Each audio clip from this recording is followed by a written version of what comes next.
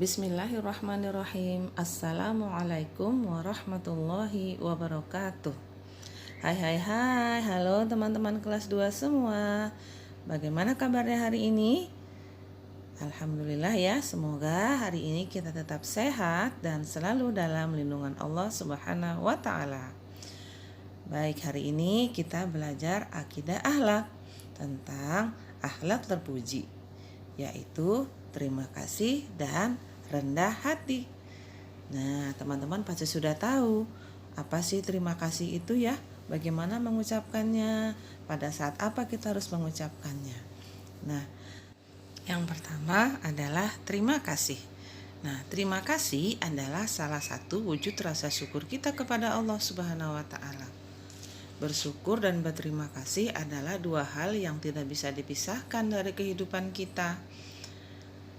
Berterima kasih juga merupakan salah satu adab yang diajarkan dalam ajaran Islam yang mulia ini.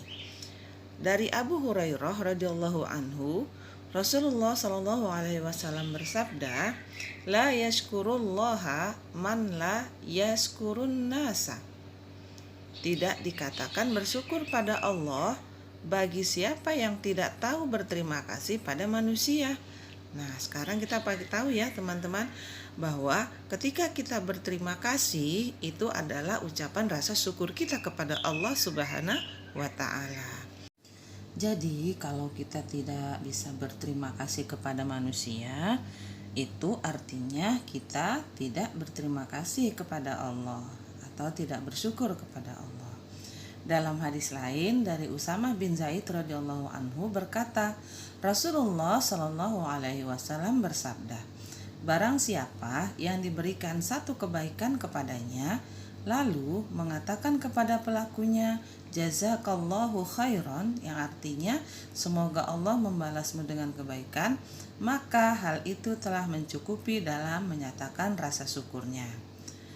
Nah, pada hadis itu disebutkan ya bahwa sebaik-baik rasa terima kasih kita kepada manusia itu adalah dengan mendoakan kebaikan kepada pelaku kebaikan tersebut. Jadi ketika kita mengucapkan terima kasih kepada seseorang, yang paling baik itu kita mendoakan dia untuk kebaikan. Apa tadi yang harus kita ucapkan? Iya, jazakallahu khairan. Nah, sekarang kita masuk ke akhlak terpuji yang lain, yaitu rendah hati. Rendah hati artinya tidak merasa diri lebih baik, tetapi juga tidak merasa rendah diri. Karena apa? Karena rendah diri itu tidak baik. Rendah diri itu tidak akan bisa membuat kita menggali potensi dan kemampuan kita.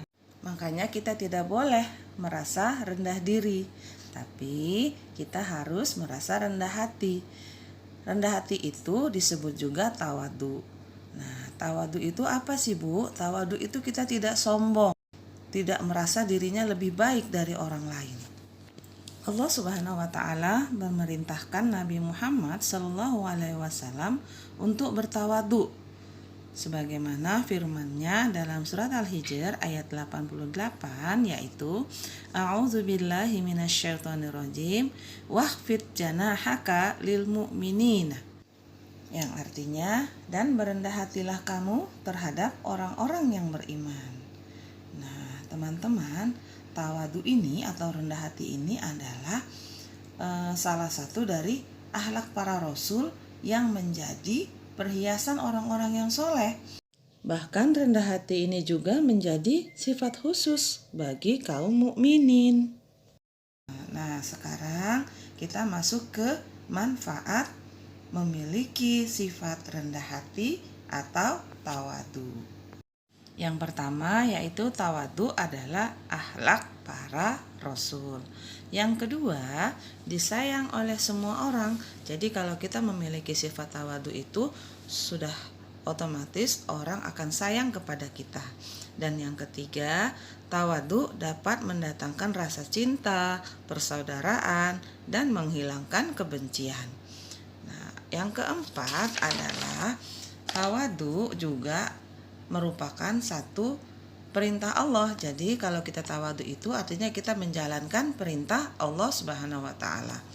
Dan yang kelima yaitu bahwa tawadu adalah perangai ibadur rahman, yaitu hamba-hamba Allah yang maha penyayang.